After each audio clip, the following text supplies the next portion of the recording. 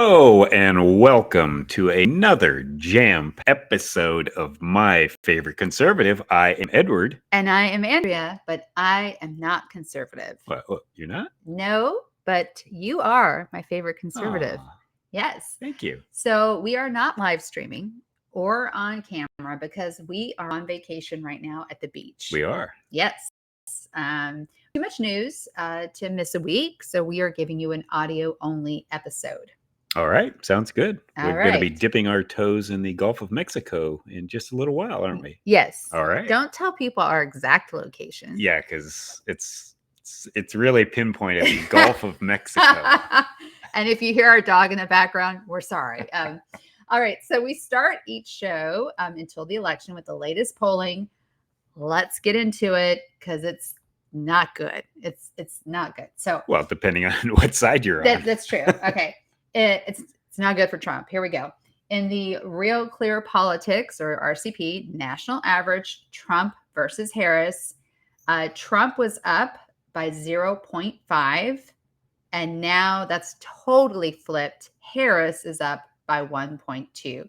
Still kind of within the margin of error, but not going the right direction for Trump. Not a trend for Mr. Trump. He wants to keep on for sure. Yeah. But let's look back on this day in history, shall we? Yes. We look back at the 2020 and the 2016 election polling at this particular time. And in 2020, Biden was actually up 7.6% over Trump. And in 2016, Hillary was up 5.8% over Trump. So I know Trump is down, but it's certainly not as dismal as those two numbers. No, but that was before, as far as Clinton goes, that was before Trump had a record of any kind. So, True. Yeah. Okay. Let's get to the battleground states. Shall we? Yeah. Oh, God. All right. So tell us about Pennsylvania. Let's start with Pennsylvania. We'll start with the East Coast. Pennsylvania last week, Trump was up 0.8. It's now a tie. It's 0.0. How's that? Dead heat. Yes, dead heat in Pennsylvania. Not good news for Trump. Take the whole East Coast. Let's go with North Carolina next. Trump last week was up 3.2. This week, 1.2. Again, not a good trend. No. In Georgia, Trump last week was up 0.6. He is now up 1.0. So a little bit of a bump there for him. Yes. Didn't he have a rally in Georgia? He had an event. He had one in North Carolina. I know. Oh, okay. Yeah, I think Georgia was the week before. Okay, let me go to the Midwest. It is bad, bad, bad if you are a fan of Trump. So last week, Trump was up 2.4. There's been almost a 5-point flip. Harris is now up 2.1. In Wisconsin, Trump last week, surprisingly, in my opinion, was up 0.8. Harris is now up 1.0. Now, again, I've said many times, I don't think the Republicans can get Wisconsin, so they should let it go. But I'm very worried about Michigan. Okay. I echo those sentiments. Let's go out west to our friends in Nevada. Yep. Last week, Trump was up 3.7. Pretty hefty lead there. Yep. He's now up 1.3. Yeah. Well within the margin of error. But still. And in Arizona, last week, Trump was up 1.5. It is now flipped to Kamala Harris at up 0.2. So the trend this week, not looking good. Not surprising, though. I mean... Is this the Harris honeymoon still? Yeah. Every story about Kamala is incredibly positive. Every story about Trump is incredibly negative. And it wears it down after a while. She is hiding, right? So she's not doing anything. And so she's not giving too much ammo to the other side. Yeah. And for our listeners, this episode's dropping the first day of the Democratic convention. So it'll be interesting. Yes. On Predict It. God, I love this site. I can never say it, .org.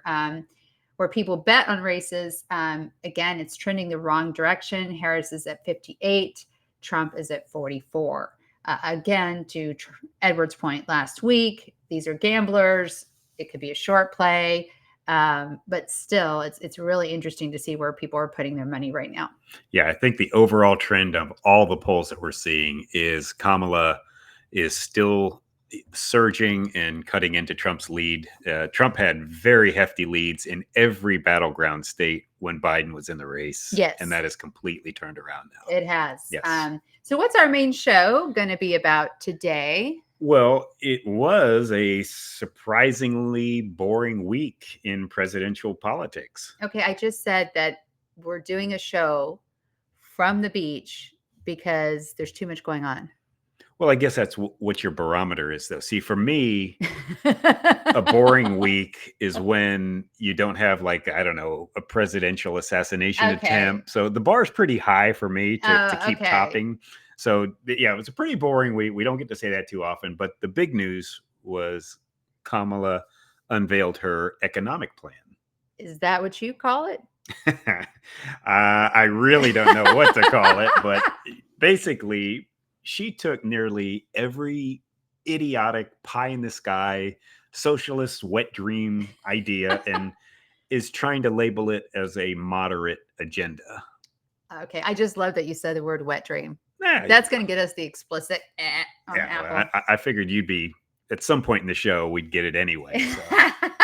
Miss Potty Mouth over here. That's true. So what we're going to do, we're going to take a look at her proposals, not so much as an economic exercise. We're not going to look into price earnings for price gouging and all kinds of stuff that we'll get into, but what it really means in the real world. Yeah. So prepping for the show, I thought I would look at her official campaign website to kind of brush up on her economic plan. Yeah, that's a good place to go when you want to find out what a candidate thinks and what they're going to do, right? Yeah. Do you know what I found? No, what? Pop-ups for donations, lots of pop-ups, like kind of impressive, and bios on Kamala and her VP pick, Tim Walz. And that's it. I kept looking for this economic plan because I knew you wanted to talk about it. It was unbelievable to me. I'm trying to think of something catchy to call it because, remember in 2020, Biden did the basement campaign where he didn't come out. He'd like pop his head out like Groundhog Day and then go back down. I'm trying to figure out what to call this. I mean, there's got to be something catchy. Well, where did you even find her socialist economic plan? And yes, we're calling it socialist, but where did you find it? Well, I went to her website. I know. Yeah, as you did. Yeah, not there. So, I had to go through the media and look at many, many different websites that actually picked up the coverage on it because I think her event, I think they had a little over 100 people there. Oh, yes, at this major unveiling of her economic policies. Envision or this vision that like it was just on a flyer. Do you know what I mean? Like, oh, here's my plan on a flyer. Yeah, I got to put something out. How's this? This all sounds good. So tell us more. Yeah, let's. She's vowing to ease inflation. She's going to fix the housing market, and she's going to slash taxes for middle-income families. Okay, so let's start with inflation. Yes. Before we start, please remember when Donald Trump handed off the economy to Joe Biden and Kamala Harris in January 2021, inflation was 1.4%. Everyone needs to after COVID. We've been still at the tail ends of. We're still in COVID. In COVID, 3/4 of the way through, I guess, or so. But 1.4%. Well, so what's Kamala's solution?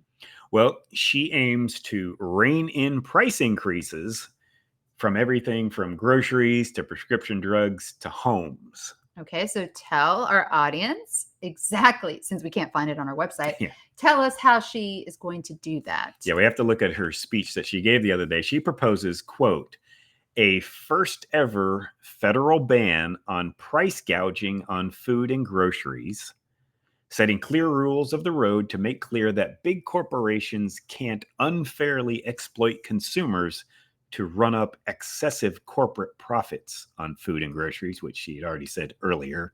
She has a habit of repeating herself over and over and over. But so she's worried about all these excessive profits that grocery stores are making. I'm going to interject. Please do. I meant to interject earlier. Why don't you share with our audience what your very first job was? Bag boy, yes, at Winn-Dixie and then at Publix. Yes. So the average profit margin in supermarkets is about 1.2%, Yeah, correct? 1.2, 1.4-ish. Maybe you can Okay. get up to 2%. Slim is the word. Slim, people. Yeah, it's tight, very tight. Unless you're Whole Yes. Foods. Yeah, the profit margin on specialty grocery stores, the woo-woo high Whole paycheck. whole Yep. paycheck ones, yeah, it runs anywhere from 5 to 10%. Okay, but still pretty tight. Yeah, I'm not gonna accuse somebody of price gouging if they're making a 10% profit margin. Right. Okay, So why don't you tell the audience, and we're not dumbing this down, but when people say price gouging, what do they mean specifically? Not what Kamala means. What does it mean? Yeah. That's a great question to ask because of what they're proposing. So, price gouging are when companies, when corporations, when they raise their prices during emergencies, keyword emergencies, Yes. like hurricanes, tornadoes, earthquakes, that sort of stuff. So, my question is Kamala Harris telling us that she and Joe Biden screwed up the economy so badly that it's now an emergency? Is this where we're going with this? Yeah, I think what's interesting is you need to remember that this was their doing. They did this. What was the inflation rate when they took over? 1.4%. 1.4%. Yes. Okay. Yeah. So look in the mirror, Miss Harris. So, many economists are saying that this will lead to a Venezuelan style economic meltdown, right? But we don't need to look at another country to see the effects because this is reminiscent of the 1970s when both parties, Democrats and Republicans, starting with Richard Nixon, went for wage and price controls to control inflation. How'd that work out for them? Not real well. Not real well. Not real well. I remembered I was a young child in the 70s. That was my 10 to 20-year-old phase. So you grow quite a bit. I do remember the price controls. I was maybe 12 or 13. I thought to me as a 12-year-old, it sounded like a cool idea. As an adult, I realize how idiotic it is, but they failed miserably. The whole price control thing, it led to rationing, it led to higher prices, shortages. It made the 70s one of the worst decades in US economic. Yeah. And you remember being a kid, but talking about being in gas lines. Yeah, I started to drive in the mid to late 70s, and my first experience was waiting 2 hours for gas. God. Yeah, and a lot of times when you're young, you're thinking, no, maybe this is just how it's supposed to be. But no, I kind of realized this is wrong. Yeah, right. Absolutely. But you got to remember price controls. What does it do? It leads to shortages because producers of those goods, they will slow their production of goods when their profits decline. Because let's look at it this way. You're producing something and the government tells you can only sell it for a certain amount, but your costs continue to go up, like fuel, right? Everybody's got to truck their stuff. Everybody's got to make their product. All the ingredients, those expenses keep going up, but the government tells you can only sell it at this amount. Right. Your profits dwindle to basically zero. You're going to stop making it or cut it way back. What does that lead to? Shortages. Yes. Right. And rationing and that sort of stuff. So it never works. So let's look at the different sectors where prices have skyrocketed under the Biden-Harris administration. Okay. So, and we're going to do these from the highest to the lowest. And these are averages, by the way. School lunches. This one took me a little off guard. And I know you have a theory on it. 66% increase in cost. Yeah. That's crazy. It is. To me, what jumps out is, any of these school lunch programs, there's some sort of union involved in it, and there's always kickbacks going on. Something. And for this to go up 66%, it's crazy. not surprising, crazy, but yeah, not surprising. All right, that was number one. Number two, car insurance on average has gone up 54%. Yeah. And how much has our car insurance gone up personally? We're over 30% here. Yeah. Okay. Number three, not surprisingly, I think everyone knows this, no matter where you live, gas has gone up 51%. Yeah. Yeah. Electricity, number four, electricity has gone up 32%. And I would say for us, Yeah, our electric bill's gone up 20% at least. Okay. Yep. Number 5, and you'll notice that a lot of these are connected, right? If gas has gone up 51%, number 5, airfare 3%. Yeah, jet And fuel, right? yes, Hello. exactly. And I would argue that it kind of depends where you're going in the airlines, but I would argue that is even higher in some cases, like 35%. Oh, yeah. Number 6, one that everyone's with, groceries. The average increase is 22%. But again, we've heard many people on both sides of the aisle talk about, depending on the goods you're buying, eggs are up 37%. It just depends on what you're buying. Sure. So a lot of the staples are up. Number 7, one of the many things that Harris is going to fix, even though she broke it, rent is up 22%. And again, that's an average. And that's also connected to the housing market, which is just crazy. Yeah, well, I like what you did there because you looked at so many different sectors. So from school lunches to car insurance to airfare to groceries and rent. So my question is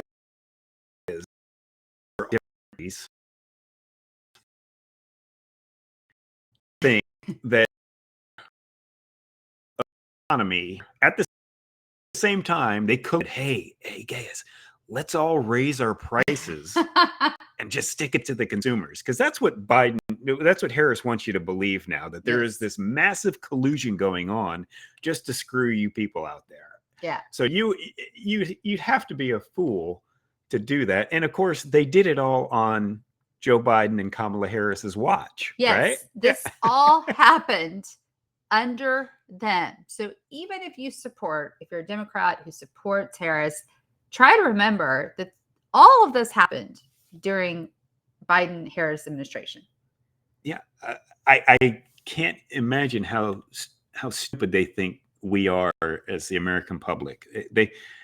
The insulting of our intelligence by trying to say that people are colluding to raise prices when everybody knows it's because of your policies that inflation has gone through the roof. Now, I actually saw, I don't know who posted it or whatever, but I've seen something going around, and it says, if your opponent claims you're a communist, of which many people are with Kamala, right?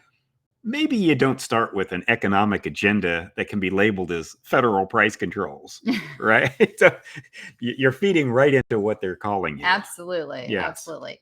So let's go to number 2 on her amazing economic plan that's not on her website. It might be by the time this is published. We'll see. Yeah. She is going to fix the housing market. Yeah, she's going to fix it. Yes. Let's just fix it. Okay. So Harris's plan to grow the supply of homes include a tax incentive that will build starter home affordable rental homes. The plan is to aid buyers with a $25,000 subsidy for first-time home buyers. So I have a question. What happens if you bring into our country 10 to 15 million illegals and wonder why there's a shortage of housing? Yes. It's yeah. And you want to give, okay, we're going to use that quote, yes, give a $25,000 subsidy for first-time buyers, because if you do that, that's going to drive up the demand for housing and prices. Yeah. And I saw some analysis that some economists are trying to justify this, and they're saying, well, she wants to also incent home builders to build more homes, but it's a timing thing. And I'm thinking to myself, okay, it doesn't take a lot of time to send somebody $25,000. Like, you can do that immediately. Yes. Boom. It takes a little while to, I don't know, build millions of homes, yes, and housing units. Yeah. So, well, I want you to tell us the great economist, his wisdom. What did Mark Cuban say about Mark this? Cuban, yes. Smart guy. No Very question smart. About it. Tech guy, though. Tech guy, many times over billionaire. Yeah, he went on to X the night, this was last Friday night, that and it was unveiled on Friday. And he he said, well, he did the math on it that it's going to save the average home buyer like $176 a month. What's wrong with that? And he was crucified on the comments section. I mean, I don't know if I saw one person that actually supported it, thinking, you're a billionaire, Mark. You're not this stupid. That giving money to people to buy homes that they're not qualified for, right? Likely aren't qualified for. You're going to just drive up the demand for Yes. more housing before the supply is going to catch up by Yep. far, which is going to raise the price of the house. I'm going to venture somewhere in the area of $25,000. Yes. Yeah, it's like when the government was doing their, $7,000 Tesla rebates. Well, they just raised the price of Tesla $7,000. Yeah. Right? But this is only for American citizens, correct? Well, she didn't quite go into that. Yeah. So it's kind of what you don't say is what you need to be questioning. Yeah, I want somebody to ask her the question. That's a good Is question. this for American citizens only? Yes. And I'm guessing we're gonna get some weasel double speak of this is American dream, right? And Yeah, that's oh probably, yeah. yeah. Oh Actually, yeah. that's a Yeah, good way to you'll put get it. something like that for sure. All right, number 3 on her incredible economic plan: cutting taxes for middle class families. So the Harris campaign said it aims to keep some money in middle class consumers' pockets by reducing their tax burden. Yes, the plans to restore the expanded child tax credit of $3,600 per child that expired in 2022. That was put in during COVID to Yeah. help families during COVID that couldn't work. Right? Yes. Harris proposed a new $6,000 per child tax credit for families with a child in the first year of life, which is an odd phrasing. It's if you got a kid under a year old. Yeah. Right? So, But it gets even better. well, it's odd because when J.D. Vance proposed 3 weeks ago a $5,000 tax credit for families with a child in the first year of life, the media claimed it was horrible because it was going to add $1 trillion to our national debt. It was a horrible idea. Horrible idea. Okay. So I just want our audience to remember J.D. Vance, $5,000 baby tax credit. Bad. Bad. Very bad. Kamala Harris, $6,000 baby tax credit. Good. Yeah. Good. So maybe it's just that extra 1,000. I guess, yeah. Because if J.D. Vance is added to the national debt, her more expensive one wouldn't. Yeah, I know. And what's really interesting about this is the Harris campaign seems to be copying a lot of the Trump-Vance agenda. Let's go back here. Yes, we I have would another say one. a week ago, Yes. if you recall, a month or two ago, Yeah. Trump, no tax on tips, bad. Harris, no tax on tips, good. Yeah. So again, the media phrased Trump's no tax on tips as adding to the debt because we're not going to be collecting these taxes. With Kamala, it was she's protecting these low and middle income workers. Can I just say, as a former waitress, Yes. who received cash tips, literally nobody claims them. I'm just saying. But more and more, we talked a little bit about this. It's not in our notes here, but we talked a little bit about this, that this proposal came up because now most tips are left on credit cards. Yeah. People don't really do cash anymore. But I mean, back in the day, no one claimed their cash tips. Don't audit me, IRS. And so notice they're not actually cutting tax rates. No, they don't.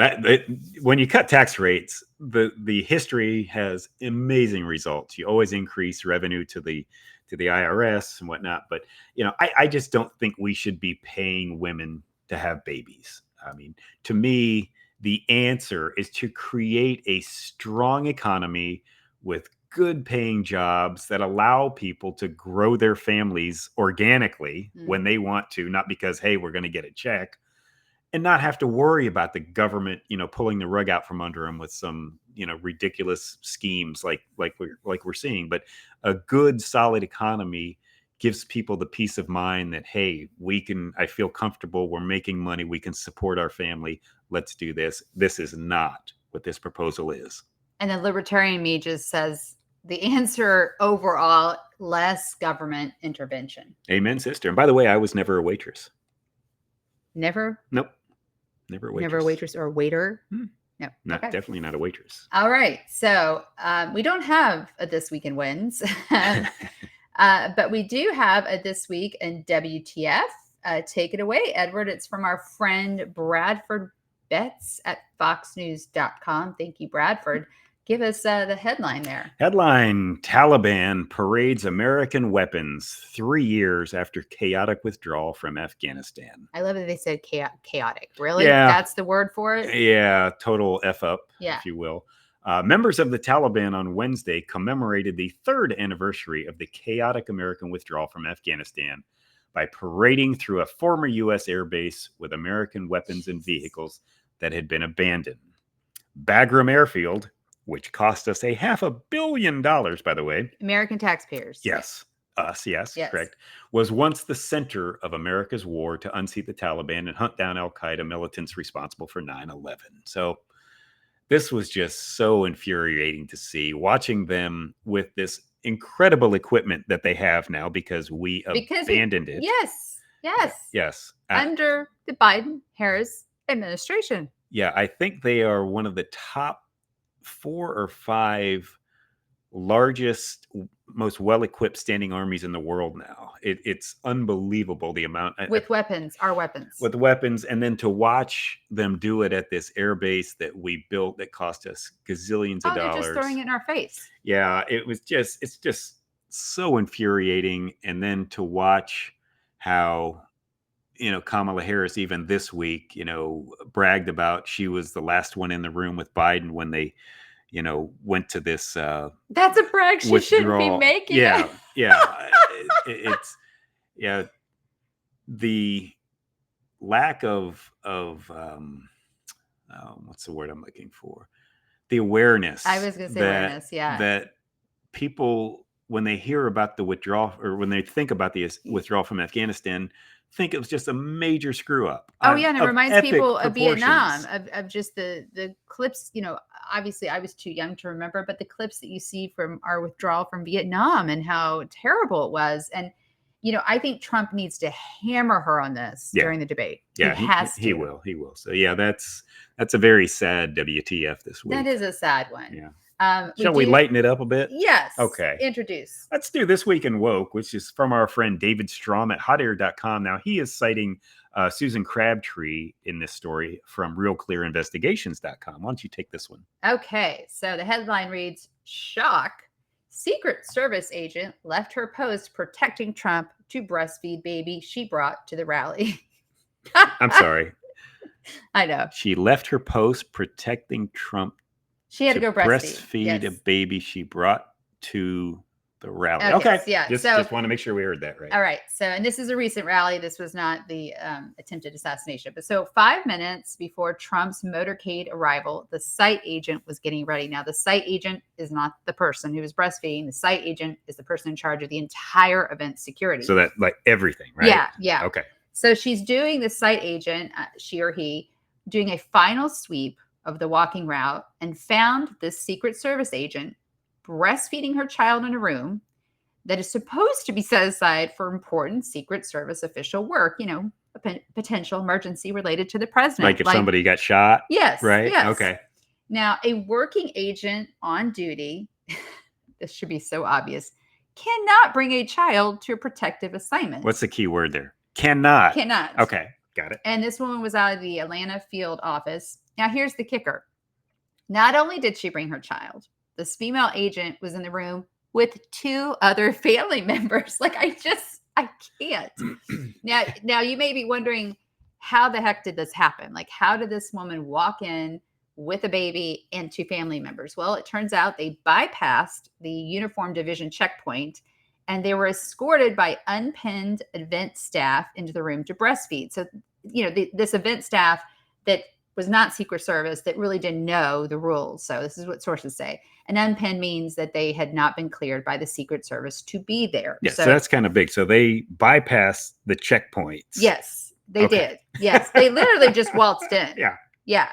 I mean, you would think that after the complete screw up Yes. in Butler, Pennsylvania, what, a month ago? Yes.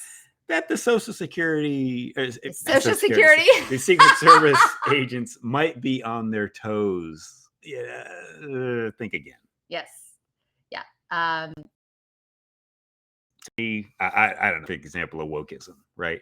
If you are still breastfeeding your child, you can't work as an agent out in the field protecting people. Actually, Would I'm you going to agree with interject that? here. Okay. You can, and there's a thing called pumping. All right. Every mother I know who is a working mother has had to use a breast pump to provide that breast milk for her child. So this agent easily could have done that and then done her job. Well, to me, I would just rather see if breastfeeding a child, and on God, I hope this kid wasn't like 6 or 7 years old. Oh God, right? Don't go there. Let's Oh, go full boy. wokeism. That's a double woke. Administrative work is fine, but you can't endanger other people by your body clock going off at the wrong time. Well, but again, I'm just going to interject and say, I think it's perfectly fine that she had this assignment. The question to me is, why not pump? Why not? And why put your baby in that kind of danger and your family members? Like this is. Yeah, this isn't bring your baby to Trump rally day. No, it's not. Okay. This is like serious shit. I mean, I would love to actually hear from this female Secret Service agent. If you want to come on the show, we're accepting guests next month. Because I just want to understand the rationale behind it. Like, why would you do that? So, oh goodness. So, all right, that's our show for this week. But so today, when people are listening to this, tonight is actually the start of the DNC. It should be interesting. This will be fun. Yes. I don't know if fun's the word. Did we bring popcorn with us? We did bring popcorn for our trip. We did. Oh, you know I love my popcorn. We're gonna pop some tonight. The rumors are that there's 100,000 Antifa / Hamas / Palestinian supporters are going to take to the streets. Well, I have a question about that. Why? Because she is the most liberal. She's more liberal than Bernie Sanders. She was voted the most liberal senator in the Senate when she was a senator. She did not choose, I'm just going to say it, the Jew, Josh Shapiro, right? Mm-hmm. And she chose an extremely liberal governor. What are they protesting? Well, I thought they would be happy. There's an old saying of regulators got to regulate. Protesters got to protest. Right? If there's an event and we can protest and we can, we don't give a crap, right? They don't care. Yeah. They don't care who, unless you completely vow to eliminate Israel and all Jews on the entire planet, they're not happy. Okay. So they will protest anyone. Wow. All right. So thank you for joining us today for this very special audio only from our vacation episode. We will be back live next Sunday at 10 a.m. Pacific Standard Time, 1 p.m. Eastern on August 25th. You can see us live on YouTube, Rumble, LinkedIn, X, and Facebook, and you can comment real time. We would love that. We always enjoy that. And if you're listening to the podcast right now, please be sure to rate, review, and subscribe to our podcast, available wherever you get your podcast. And you can support our show by joining our locals community and learn more and follow us on all the socials at myfavoriteconservative.show. That's myfavoriteconservative.show. All right. Are you ready to go get some beach sand betwixt your toes? Yes, I'm ready to go to the beach, even though our dog got us up at before 6 at this. Like, she didn't know we were on vacation. Yeah, see, dogs don't know vacation time. Yes. Sorry. Yeah. All right. Thanks, Let's do everyone.